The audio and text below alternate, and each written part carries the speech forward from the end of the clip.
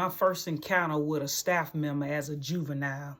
I was 11 years old and I was in a juvenile detention center. I remember, there was a staff there and she used to always target me. Now, I don't know why it is that when staff members like the inmate or the prisoner or the juvenile, they always use targeting techniques.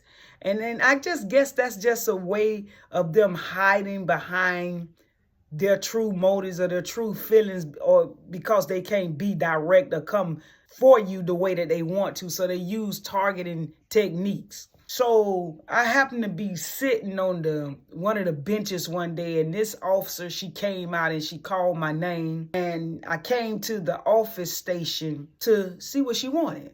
She said that she had received the report that I was in an altercation one night inside of the room. Now, inside of the room, if you guys don't know how that is, when you're juveniles, and much like jail and prison, when they put you in the cell, you in the cell with like several other people. Even as a juvenile, you still in the juvenile cell with like 3 or 4 other girls because you on bunks. She said that she had received a report or something that there was fighting in the cell and that I was part of what was going on. Now, mind you, I just got to this juvenile detention center like 3 days prior to what's supposed to have been taking place inside of that room that night. I don't know anybody. I'm chilling. I'm to myself. Now, we are in the room with like 8 other girls because it was a big room, a big area at this juvenile detention center. It was in Orlando, Florida. So, yeah, the girls are running around and they fighting and they doing all kind of wild things and they running in little packs and gangs, but I ain't had nothing to do with it. I promise you I didn't.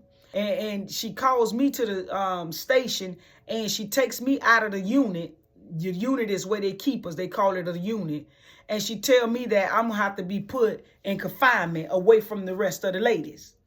So she put me in confinement. She script searched me because they got to script you to make sure you ain't got no weapons on you. And she gave me my clothes back. Now, I ain't think it was no funny business because when she script searched me, all she did was told me to script out of what I had on. And she gave me another uniform, which was a pair of pants and a T-shirt, because the original uniform was the shirt you put on with a pocket right there with the V-neck. But when you're in confinement, they take you out of the V-neck, to let people know that you in solitary confinement, and you have to put on a T-shirt such as what I have on without the Nike logo. So I'm sitting in the cell and she didn't stand there and watch me get undressed. So I ain't think it's no foul play to it or nothing like that. She just gave me the clothes and she walked away from the slot. So when she came back, I had done dressed and everything, stripped off, dressed, changed clothes, gave her the other uniform back. So later on that night, I saw it was like about 2 in the morning. She walking around and she doing her check. So she looking through the cell, and she was doing that like every 15 minutes, which is the right thing that the officer's supposed to do, even in juvenile detention center and in prison, because they have to check to see and make sure that ain't no inmates in there killing or hanging themselves. And that's how you do your 15-minute checks, which they don't do in prison. And that's why a lot of people get hurt and inmates hurt each other and they hurt themselves. I'm not asleep. I'm just laying there in the bed and I got the cover pulled up like this right here because it's cold, and I'm looking. Round by 3 a.m. in the morning, I hit a lock. So I'm looking. So I squinch my eyes, make like I'm asleep. So I'm hearing and somebody coming in the door. So I'm like, hey, what's going on? So when she come in, she's standing in front of the bed, right? So I'm doing like this right here, trying to act like I'm not awake because I don't know what's about to happen. So she just standing there and I can hear her breathing. Then she started getting closer to my face and I got like my eyes closed. So I did like this to squint to see what's going on. And she right here in my face. And next thing you know, I'm laying there now. I'm 11, like going on 12 years old. And she take my face like this right here. And she kissed me. So I jump. And I say, what you doing? And then she started telling me how pretty I am and just like kissing me all over my face. And I'm like, no. I ain't used to that. I ain't been exposed to that. I'm just 11. You know what I'm saying? I've been exposed to some things. Women have like, they touch me here and there, but I'm just saying she getting deep. So then she tell me to take my shirt off and I'm like, no way. And I'm like, nah, man, I can't do that. So, you know, she rubbing on me. She trying to get me comfortable and everything. Now, I ain't gonna lie to you. It feel real strange because I wasn't new to it. You know, I was kind of true to it because I had been touched before. But I'm saying she just rubbing and touching. And I'm little. I don't know what she was expecting from me. And I'm like, man, I better do what she say, man. I don't know what's going to happen. And she was like, don't worry. I'm going to get you out of here. I ain't going to let you stay in that long. I'm like, okay, I'm believing her because she the one put me in here. And I don't want to be in this cell. It's cold and everything. So I'm like, all right, I'm having to cooperate with her because, you know, I know this my ticket out. Now, she ain't no bad looking woman or nothing like that, you know. And she was kind of a young officer. So she pulled my shirt off me and, you know, she just like touching my neck and this and that. And she touching my arm and you like touching up in this area right here. But I'm cold. I can't get into it anyway. I'm like, anyway, while she touching me and everything, I'm just looking at her. And she says to me, don't look at me like that because you make me want to rip your clothes off. I'm like, looking at you like what? I'm scared and I'm cold. And I don't know what to expect out of you, grown woman. I'm a kid. I don't know what you want me to do. She said, take your pants off. And I said, no. That's when I was like, no, I ain't doing that. I wasn't comfortable with that part right there. I say, no, I don't want to take my pants off. Can we do whatever with my pants on? So then I start shaking for real. I'm like, oh, no, I don't want to do that, man. I'm like, I got traumatized because, man, I ain't never been touched down there. You feel me? Like, I've been touched. Women have, like, touched me or did me like that or took my hand and put my hand in places, but I ain't never been touched there. So I'm scared now. I'm like, no. So she saw how scared I was and everything. So she sat on the side of the bed and put her arm up like this. And she was like talking to me, I guess trying to help me to calm down so she can ease her way into doing whatever she wanted to do. But it wasn't happening. So I turned around and I looked at it. I say, how old are you? And she wouldn't never tell me her age. And I say, you ain't even my age, man. You don't supposed to be doing this to me. So she was like, it's all right. It's all right sometimes. As long as I don't hurt you. It's all right if somebody older than you do this with you, as long as they don't hurt you and as long as they care for you. And I'm like, that don't sound right, you know. She just like kept kissing on me and kissing on my neck and asking me how I feel. And I say, it's cold. And then she'll like grab me and, you know, do little stuff and just asking me how that feel or what this feel like.